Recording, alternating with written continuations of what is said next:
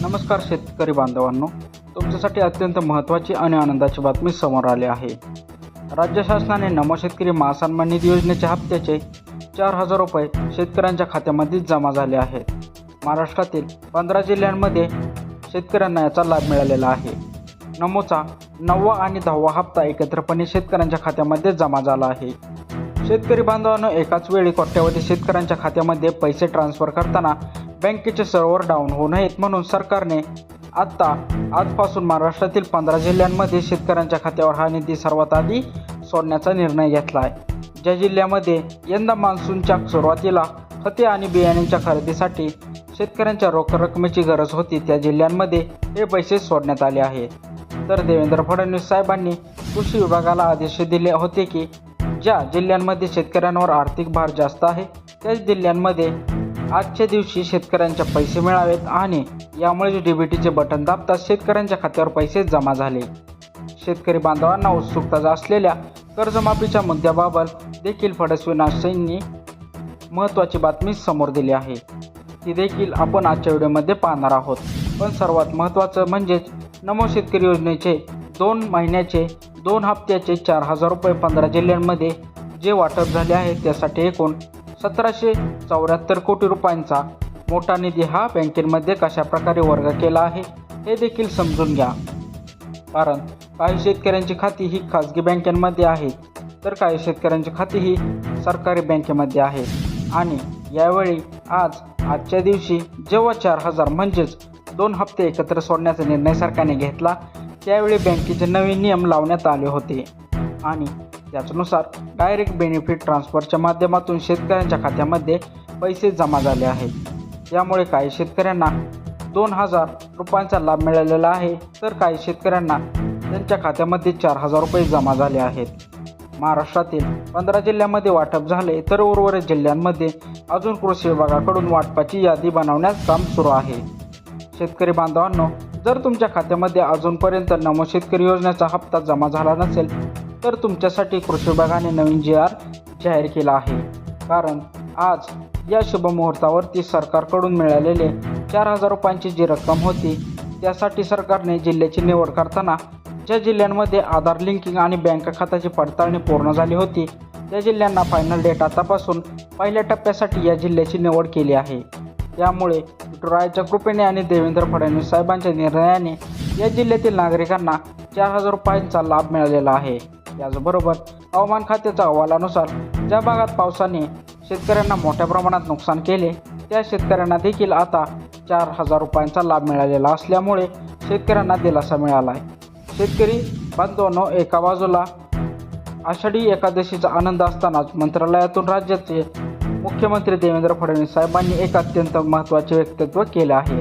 फडणवीस साहेबांनी कृषी विभागाला स्पष्ट आदेश दिले आहे की आजपासून शेतकऱ्यांच्या खात्यावर 4,000 रुपये मिळाले, परंतु यासोबतच कर्जमाफीच्या मुद्द्यावर देखील मंत्रालयात हालचाली वेग सुरू आहेत। यासाठी आदेश देण्यात आलाय नियमित कर्ज फेडणारे शेतकरी असू दे किंवा थकीत कर्जदार असू दे, या सगळ्यांसाठी त्यांच्या राज्य सरकार पावले उचलणार आहेत। याबद्दलचे संकेत देखील फडणवीस साहेबांनी दिले आहेत। त्यामुळे शेतकऱ्यांना आता दुहेरी फायदा मिळाला आहे। आषाढी एकादशीच्या दिवशी शेतकऱ्यांच्या खात्यामध्ये नमो शेतकरी योजनेचे 4,000 रुपये तर जमा झाले आहेत, परंतु आता कर्जमाफीचा निर्णय देखील लवकरच लागू केला जाणार आहे। शेतकरी बांधवांनो, जर तुमचं बँक खातं हे खाजगी बँकेमध्ये असेल आणि तुमचा आधार लिंक असेल तर तुमच्यासाठी तांत्रिक अडचण निर्माण होणार नाही। पण जर तुमचं खातं हे स्टेट बँक ऑफ इंडिया आणि किंवा बँक ऑफ इंडिया यांसारख्या महाराष्ट्र ग्रामीण बँकेमध्ये असेल तर तुमच्यासाठी तब्बल 60% निधी हा राज्य सरकारने सोडलेला आहे। परंतु हे पैसे सरसकट सर्व शेतकऱ्यांना मिळालेले आहेत असं नाही, कारण नमो शेतकरी योजनेचा 9+10वा हप्ता सोडत असताना सरकारच्या नवीन नियमावलीनुसार शेतकऱ्यांना याचा लाभ वितरित केला जाणार आहे। कृषी विभागाकडून सादर करण्यात आलेल्या अहवालानुसार शेतकऱ्यांना 4,000 रुपयांचा लाभ मिळालेला आहे। मित्रांनो, मंत्रालयातून मिळालेल्या माहितीनुसार कृषी विभागाने उच्चस्तरीय बैठक घेतली होती आणि त्यामध्ये एकाच वेळी महाराष्ट्रातील सर्व शेतकऱ्यांना डेटा मुख्य सर्व्हर प्रोसेस केला गेला, परंतु महा-IT सर्व्हर बँकांमध्ये पैसे सोडताना अत्यंत हुशारीने नियोजनाने बांधलं होतं। त्यामुळे सरकारने 2 स्तरामध्ये हे पैसे वाटण्याचा निर्णय घेतला आहे। महाराष्ट्रातील फक्त 15 जिल्ह्यांमध्ये आजपासून या दिवशी पैसे जमा झाले आहेत आणि उरलेल्या दुसऱ्या सत्रामध्ये महाराष्ट्रातील इतर जिल्ह्यांमध्ये पैसे वाटप होणार आहे.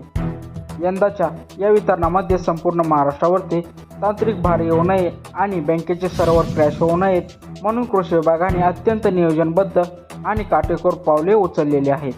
या विशेष नियोजनानुसार उत्तर महाराष्ट्र, पश्चिम महाराष्ट्र, मराठवाडा आणि विदर्भातील निवडक जिल्ह्यांची विशेष प्राधान्य यादी बनवण्यात आलेली आहे आणि त्यानुसारच शेतकऱ्यांच्या खात्यावरती 4,000 रुपये सोडले गेले आहेत. या शेतकऱ्यांची डिजिटल प्रमाणीकरण आणि कागदाची पूर्णता पडताळणी वेळेत पूर्ण झाली होती. त्या शेतकऱ्यांच्या खात्यामध्ये डीबीटीच्या ट्रान्सफरच्या माध्यमातून 9व्या+10व्या हप्त्याचे वितरण पार पडले. या संपूर्ण निधीचे वितरण करत असताना सरकारने जिल्हा मध्यवर्ती आणि खाजगी बँकांमध्ये अत्यंत शिस्तबद्ध विभागणी केली आहे आणि या नियोजनानुसार एकूण निधी हा तब्बल 60% निधी पूर्णपणे सरकारने ग्रामीण बँकांकडे सुपूर्द केला आणि त्या जिल्ह्यामध्ये स्टेट बँक ऑफ इंडिया तसेच महाराष्ट्र ग्रामीण बँकेचा समावेश होता.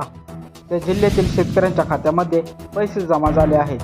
जेव्हा आजच्या दिवशी डीबीटीचं बटन दाबण्यात आलं त्यावेळी 4,000 रुपये शेतकऱ्यांच्या खात्यामध्ये जमा व्हायला सुरुवात झाली आणि त्यानंतर 15%चा जो निधी आहे तो bank of Baroda, IIC bank, HDFC bank यांसारख्या खाजगी बँकेमध्ये वर्ग करण्यात आला होता. जेव्हा आज दुपारच्या सत्रामध्ये डीबीटीचं बटन दाबण्यात आलं होतं तेव्हा या बँकांमध्ये खाता असणाऱ्या शेतकऱ्यांना लाभ मिळालेला होता. याशिवाय ग्रामीण भागातील शेतकऱ्यांची जास्तीत जास्त खाते ही जिल्हा मध्यवर्ती बँकेमध्ये असतात. त्यामुळे त्या शेतकऱ्यांच्या खात्यामध्ये पैसे वितरित करत असताना सरकारने जिल्हा मध्यवर्ती बँकांमध्ये सुमारे 25% निधी पाठवलेला होता. शेतकरी बांधवांनो, आज या पवित्र दिवशी मुख्यमंत्र्यांनी नमो शेतकरी महासन्मान निधी योजनेचा दुहेरी हप्ता म्हणजे 4,000 रुपये थेट शेतकऱ्यांच्या बँक खात्यामध्ये जमा करताना शेतकऱ्यांचा डेटा मुख्य स्तरावर प्रोसेस केला होता आणि यासाठी उच्चस्तरीय बैठक देखील पार पडली होती. यंदा मान्सूनच्या सुरुवातीला खते बियाण्यांच्या खरेदीसाठी शेतकऱ्यांना रोख रक्कम देण्याचे नियोजन सरकार बांधत होतं.